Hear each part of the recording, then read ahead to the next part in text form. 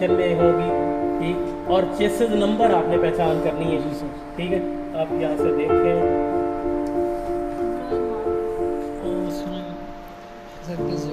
ये chassis number आपको से 618 नज़र आ रहा है। उसके बाद यहाँ पर आपको R612 नज़र आ रहा है, ठीक है। ये वाले कंपोनेंट सीरीज डिफरेंट है, इधर 500 वाली डेफिनेटली, ये वो RF सेक्शन जी। हाँ, ये आपका RF, ये ट्यूनर है, ये ट्यूनर है ना।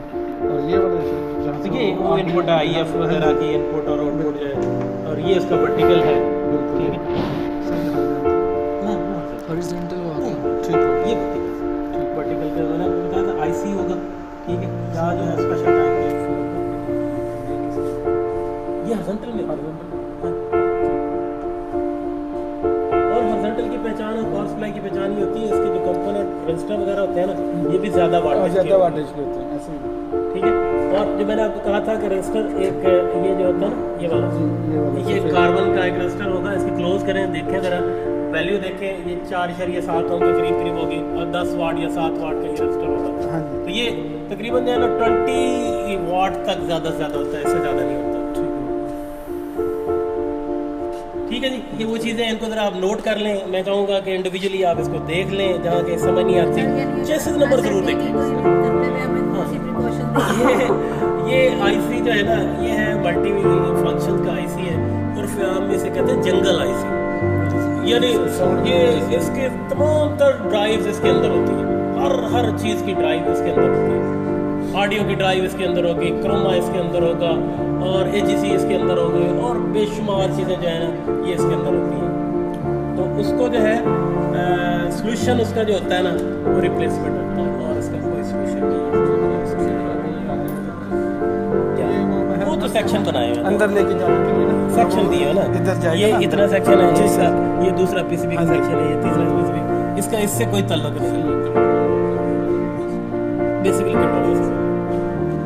अच्छा, एक और चीज़ इसके साथ नहीं आ रही मुझे, साफ फिल्टर मैंने आपको दिखाना था, वो इसमें नहीं है। सब कुछ होता है इसके अंदर, ये PC का फंक्शन है ना, इतने फंक्शन है कि आप उसको कुछ कह नहीं सकते।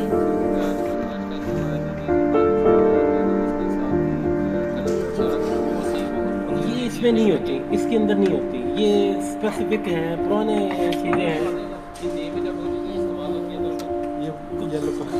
ये उसके साथ जो ये वाला, जी जी, ये भी एक कैपेसिटर टाइप है। कैपेसिटर, हाँ, तो ये कौन सा टाइप है? ये तो ये एक स्पेशल टाइप है कैपेसिटर की। सर ये सिरामिक होता है, सम टाइम थर्मिस्टर भी यूज़ कर लेते बड़ा हैं, है। सम टाइम वेरिस्टर टाइप होते हैं, वो भी यूज़ कर लेते हैं, और सम टाइम जो है ना उसमें डिफरेंट, हाँ, वेरी कैप भी यूज़ कर सकते हैं। APC आप क्या नाम है, PTC हॉरिजॉन्टली विड्थ कम हो जाए ना, तो उसके अंदर इफेक्ट करती है ये वाली कॉइल होती है, ये कॉइल और ये कैपेसिटर, ये वाला कैपेसिटर विड्थ कॉइल, ये उस योग कॉइल के ये जो कॉइल है इसके नीचे है। जब CRT आप यूज़ करते हैं मॉनिटर की, TV की जगह पर, उनमें जो है डिफिकल्टी आती है, तो उसको विड्थ एडजस्ट करना सर कहाँ सर ये कॉइल सर, ये वाली, ये ब्लैक कलर की है सर ये इसके ऊपर वो लपेटा मैंने, वो तो सेफ्टी और नंबर है उसके लिए। कैपेसिटर की तरह ना, पुरुष वाले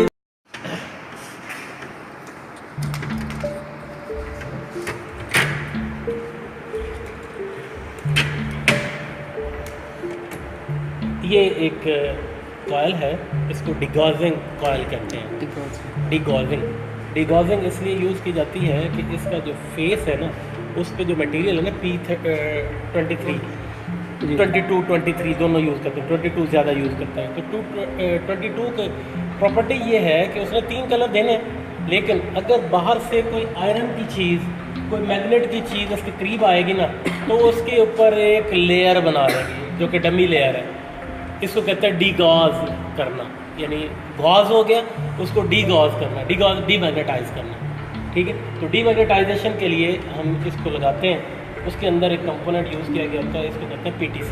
ये पॉजिटिव टेम्परेचर कोफिशिएंट, ये एक कंपोनेंट है। इसको लगाते हैं कि जब पावर सप्लाई ऑन होती है ना, इसकी रेजिस्टेंस मिनिमम होती है, लेकिन मिनिमम होने पर क्या करता है कि एक दफ़ा फ्लक्स जो है इस कॉइल में आता है, पैदा हुआ इस कॉइल के ज़रिए, करंट फ्लो हुआ, फ्लक्स पैदा हुआ, मैग्नेटिक इफेक्ट आया, उसने जो इसके ऊपर गाज इफेक्ट था उसको डी गॉज कर लिया।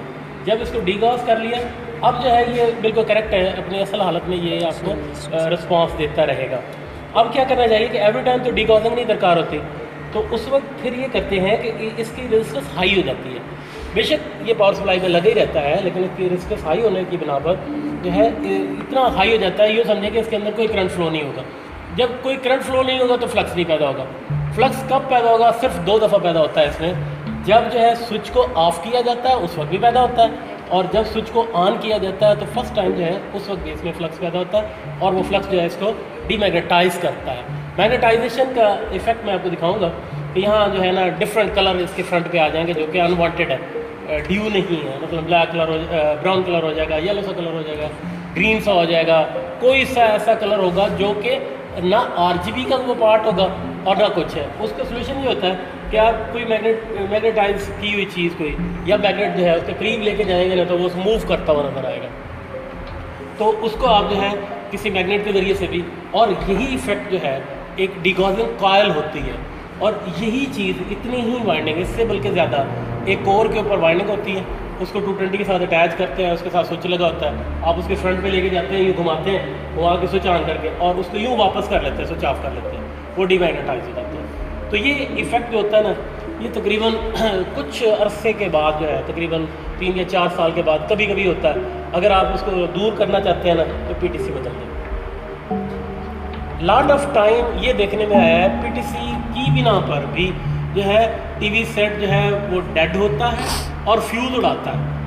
हमने एक बात की थी ना कि ब्लोन ऑफ फ्यूज़ की रीज़निंग ये है, एक ये भी है, और उसके साथ ब्रिज भी है जो इसके साथ यूज़ किया गया होगा। वो उसमें अगर एक डायोड भी फॉल्टी हो जाता है ना तो आपका ब्रिज जो है वो फ्यूज़ उड़ाना शुरू कर देगा। ठीक, तो मैंने आपसे ये कहा था कि पावर सप्लाई सेक्शन की पहचान जो है आपको नहीं पता कि इसके चेसिस नंबर क्या है क्या नहीं है, नो मैटर, घबराएं नहीं।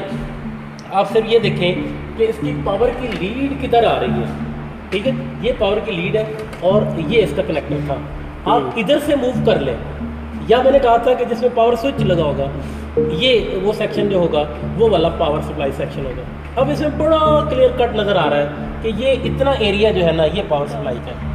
ये जो निशान दी, हाँ, ये डॉटेड लाइन, ये जो डॉटेड लाइन है ये वाला, ये चॉपर तक जो है ना ये पावर सप्लाई सेक्शन है। ठीक है, इसका काम ये है कि इसने 220 लेकर इस चॉपर को जो है 110 देने हैं, जो कि हॉरिजॉन्टल आउटपुट ट्रांजिस्टर जो है उसके लिए यूज़ किया जाएगा। This is horizontal output transistor, ये वर्टिकल का, ये वर्टिकल, हाँ, हॉरिजॉन्टल जो है वो 3 टर्मिनल का होगा, ये ट्रांजिस्टर है। अच्छा, पेयर होता है, हॉरिजॉन्टल 3 होगा, और तो वो तो IC है, IC में तो एक से ज़्यादा पिन जा सकते हैं उसके अंदर। ठीक है, तो इस तरह से ये वो सेक्शन होगा जो कि पावर सप्लाई के रेलेवेंट होगा। अब इसमें फॉल्ट क्या आता है? सबसे पहले ये फ्यूज़ बर्न हो जाएगा। ये फ्यूज़ जब भी उड़ना है ना, याद रखें आपने इस STR या जो FET की जो इसका रेगुलेटर होगा ना, इसको कसूरवार आपने ज़रूर गिनना है। तो इसको हाँ, ये तो हीट सिंक है, नजर नहीं आ रहा था। ये हीट सिंक इधर से ये कंपोनेंट है। इसकी पहचान मैं आपको बताता हूँ, वो बड़ी डेंजरस है, इसका आपने ख़ास तौर पे ख्याल रखना। जब ये फॉल्टी होगा ना, सेट तो डेड है, ये कैपेसिटर चार्ज होगा, ये कैपेसिटर चार्ज होगा, सही कह रहे हैं। और जो है इसको जो है एतमाद नहीं करना इसके ऊपर। ये इतनी बुरी तरह जो है ना डिस्चार्ज होगा ह्यूमन बॉडी के ऊपर, और इतना बुरी तरह शॉक का बायस बनेगा कि जिसकी कोई लिमिट ही नहीं। इसलिए आपने इसको ज़रूर चेक कर लेना। या फिर हम लोग ये करते थे कि जी स्क्रू ड्राइवर है तो उससे जनाब यूँ दोनों प्रॉप को यूँ मिलाया, शॉर्ट सर्किट किया, चल अच्छा खासा, ठीक है जी। जैसे इन दोनों के लीड्स को आपस में शॉर्ट कर देंगे। हाँ, यानी मेरे कहने का मतलब ये है कि ये जो पोल है ना, ये वाले 2 पोल, इनको इन दोनों को आपने यूँ शॉर्ट कर दिया। पता था नहीं मुझे। ये तो स्पार्क हुआ ना अभी, करेक्ट है, स्पार्क हुआ ना, फॉल्टी नहीं है रेगुलेटर इसका, फॉल्टी नहीं है। अगर रेगुलेटर इसका फॉल्टी होता ना तो आपको एक दफ़ा पता चलता आवाज़ भी आती है और स्पार्क ये वो भी नज़र आ रहा होता है। अच्छा सर, फ्यूज हाँ जब भी वो ब्लो ऑफ होगा तो इसका मतलब है कि हम हाँ, इसको जब change भी ये रेगुलेटर फॉल्टी होगा, ओपन होगा या काम नहीं कर रहा होगा, तो उस सूरत में उसकी पहचान में ये भी होगा कि सेट तो डेड है, क्योंकि बी प्लस आगे नहीं जा रहा है।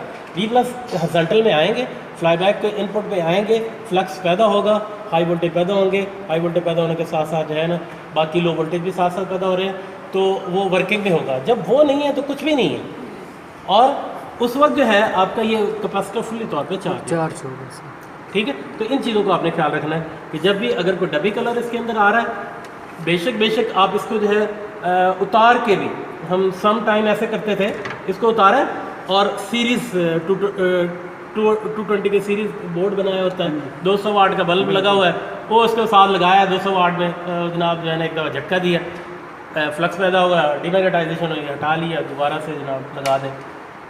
थोड़ी देर पहले मैं चाह रहा था आपको दिखाता, ऑन करने पे ये हीटअप होता है। अगर ओवर हीट हो रहा हो ना, तो फिर इसकी सोल्यूशन ये है कि आप बराह कराम PTC को बदलें। टेम्परेचर सेंसर है, टेम्परेचर सेंसर नहीं है, टेम्परेचर सेंसर नहीं है।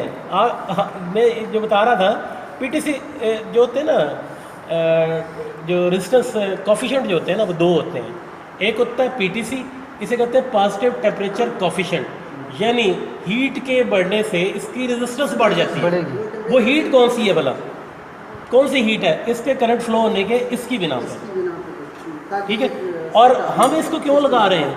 इसलिए लगा रहे हैं कि जब ये कोल्ड हालत में हो तो इसकी रेजिस्टेंस मिनिमम होगी, जब रेजिस्टेंस मिनिमम है तो इससे करंट फ्लो होगा, करंट फ्लो होगा, फ्लक्स पैदा होगा। वो फ्लक्स जो था इलेक्ट्रोमैग्नेटिक फ्लक्स था, वो जो है आपकी पिक्चर ट्यूब को डीमैग्नेटाइज कर रही थी। आपने सिर्फ डीमैग्नेटाइजेशन करनी है और एवरी टाइम करनी है जब भी स्विच ऑन होगा, और ऑटोमेटिकली जब स्विच ऑफ होगा फिर डीमैग्नेटाइजेशन होगी, ठीक है। तो इस तरह से ये डीमैग्नेटाइजेशन करने के बाद आपकी जो है CRT का फेस जो होता है, वो जो एक्सटर्नली जो होता है effect, that is magnetic effect, और बाकी चीज़ों से वो महफूज रहता है और आपका जो सिस्टम होता है बिल्कुल ठीक ठाक चलता है। कल मैंने आपको बात की थी कि जी जो है इसकी पहचान क्या होती है हॉरिजॉन्टल और वर्टिकल की। मैंने कहा था कि हॉरिजॉन्टल और वर्टिकल के जैक्स जो होते हैं ना, उनमें गैप ज़्यादा होता है।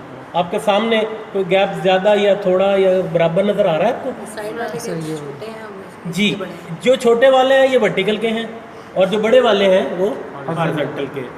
हॉरिजॉन्टल का H पॉजिटिव जो होता है ना, वो रेड कलर का होता है ये, और वो गैप में सबसे आगे होता है। जैसे मैंने अभी रेडियो में बताया कि जी जो गैंग की वाइंडिंग है उसके लिए जो है वो टर्मिनल जो होगा वो साइड पे होगा सबसे, ये वाला टर्मिनल। यानी ये दो रेड और ब्लू जो हैं इसमें हॉरिजॉन्टल की हैं, और येलो और ब्राउन जो है ये वर्टिकल की लिए। अगर आपको नहीं भी पता ना, ठीक है, इनका आपको पता चल गया, इसके सेक्शन का पता चल गया, ये डिफ्लेक्शन योग का है और ये इसके टर्मिनल है, ये वाले कि रेड और ब्लू अभी हमने कहा ये हैं, और बाकी जो है ब्राउन और येलो जो है ना वो ये वाले हैं। हम यहाँ पर ओम मीटर लगा के इसकी कंटिन्यूटी भी चेक कर सकते हैं। इसके अंदर बाकायदा कंटिन्यूटी होगी, क्योंकि ये डबल वाइंडिंग है फ्लक्स पैदा करने के लिए, ताकि जो इनका जो एरिया वो फैला सके कि वर्टिकल यूँ फैलाए, हॉरिजॉन्टल यूँ फैलाए, और इसको मैक्सिमम आगे की जानिब रख के इस स्क्रू के ज़रिए से टाइट कर दिया जाता है ताकि ये पीछे ना हटे। इसको पीछे हटाएंगे ना, आपका रास्टर सर्कल में बनेगा, सर्कुलर बनेगा। यानी यहाँ तक है कि मैं इस जो ये मैग्नेटाइजेशन के रिंग्स हैं, इनको मैं अगर उतार देता हूँ ना, उतार के मैं इसको वापस ले आऊँ, ये ना लगाऊँ, तो मेरे पास जो रास्टर होगा वो दायरे में बन सकता है। वो तकरीबन इसके 1 इंच के दायरे से चल के ना पूरी स्क्रीन के ऊपर दायरा बन सकता है। तो इसको मैक्सिमम लगाएंगे ना, ताकि चारों जो इसके एजेस जो होंगे ना, कॉर्नर जो होंगे, इस पर लाइट जो है वो पड़ रही है और वो उसके डॉट्स जो है ना वो ग्लो हो रहे हैं। जब आज अपना टीवी, पुराने जो टीवी था मैं बोलता कॉर्नर बिल्कुल ब्लैक होते थे और हाँ, उसमें दो जो है रीज़न उसकी हो सकती हैं। हॉरिजॉन्टल में भी उसे प्रॉब्लम आ सकती है, वर्टिकल में भी इकट्ठे भी आ सकती है। हो सकता है कि ये योग भी थोड़ी सी पीछे हटी हुई हो, या हो सकता है कि जनाब जो है ना दोनों की वर्टिकल और हॉरिजॉन्टल की करंट भी कम हो गई हो, यानी डिफ्लेक्शन करंट्स जो है ना वो भी अगर कम होंगी ना तो जाहिर है कि वहाँ भी रास्टर नहीं बनेगा। सम टाइम जो है ये जो मैग्नेटिक रिंग्स मैंने आपको बताए थे, कन्वर्जेंस और प्योरिटी के रिंग्स जो होते हैं ना वो ये है। यहाँ आपको एक ब्राउन सा येलो सा कलर नज़र आ रहा है, अच्छा, ये बॉडी के साथ है, ये अलाइनमेंट है, अलाइनमेंट के लिए होती है। ठीक है। और इसको सिर्फ मैन्युफैक्चरिंग के वक्त जो है या जिस मतलब कंपनी ने LG ने ये CRT बनाई है, LG ने बना के इसको दिया है कि जनाब जो है ना इसको आपने यहाँ लगाना है, लगा हुआ है, आपको इसको छेड़ने की ज़रूरत नहीं होती।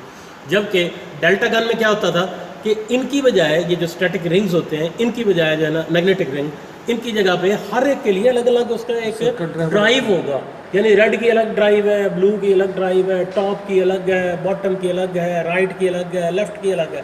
तो 12 कंट्रोल टोटल होंगे जिनके ज़रिए से वो काम किया जाए, जबकि यहाँ पर सिर्फ 3 रिंग से किया जाता है, कन्वर्जेंस और प्योरिटी। ये टोटल जो है ज़्यादा से ज़्यादा 4 और 5 रिंग होते हैं। तो इनके ज़रिए से ये करने के बाद जो है इस पर आ जाते हैं।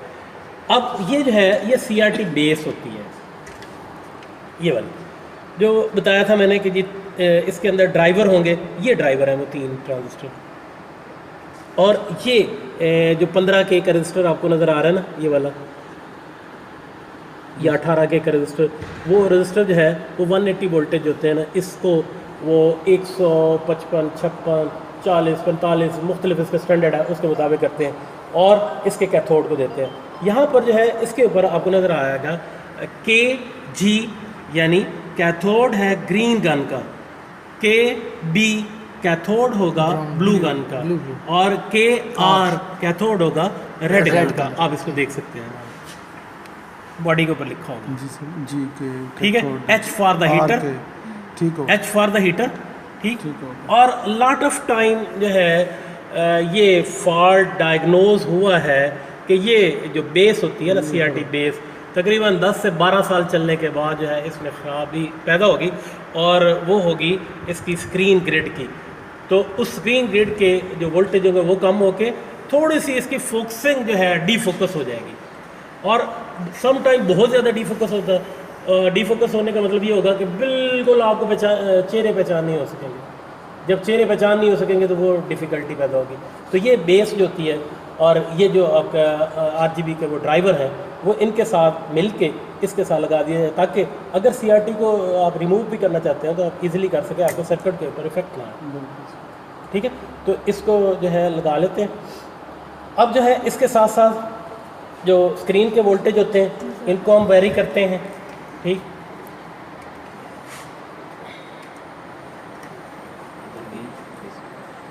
तो सर ऐसे ऐसे यहाँ ऐसे से ये देखिए, ये कट लगा हुआ है सर, ये वो अंदर है, वो अंदर होता है। वो CRT के अंदर है। अच्छा, अब जो है इसके ऊपर ना 2 वेरिएबल बनी होती हैं, ये वाली, इनको आपने देखना है।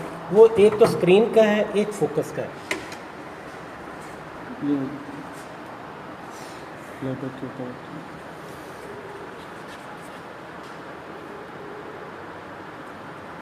पढ़ा जा रहा है, दिस इज स्क्रीन, ठीक है, और ये क्या है, फोकस।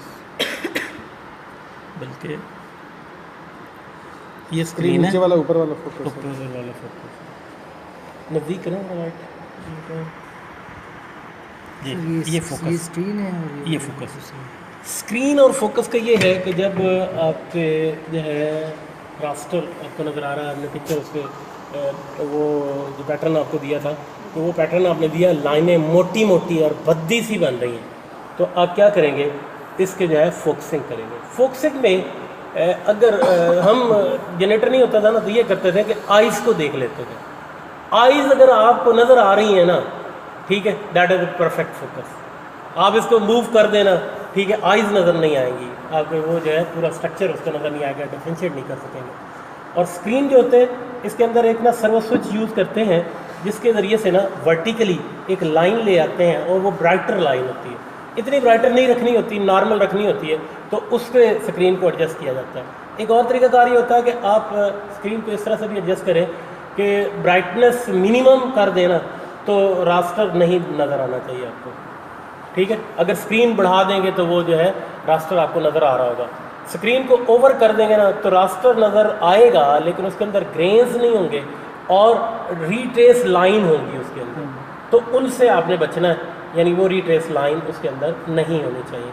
यानी इस हद तक हो कि उसको ग्लो भी कर रहा हो, यानी रास्टर नज़र भी आ रहा हो आपको।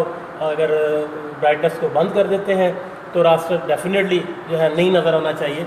ओवर सिलेबस में रास्टर वाला ही है ना पेट्रोल? हाँ, रास्टर वाला। तो वो उसका क्या है? नो रास्टर, नो रास्टर के अंदर बहुत सी चीज़ें आ सकती हैं। इवन के पिक्चर ट्यूब का कैथोड ओपन हो जाए, तीनों के कैथोड ओपन हो सकते हैं, शॉर्ट सर्किट हो सकते हैं। शॉर्ट सर्किट होने का मतलब क्या है, यानी ग्रीन कैथोड, ब्लू कैथोड या रेड कैथोड जो है वो G1 के साथ शॉर्ट सर्किट हो जाएगा ना, कोई जो है ग्रेन्स नहीं पैदा होंगे और रीट्रेस वाली लाइनें आएंगी, कोई सिग्नल नज़र नहीं आएगा, रोशन हो रही होंगी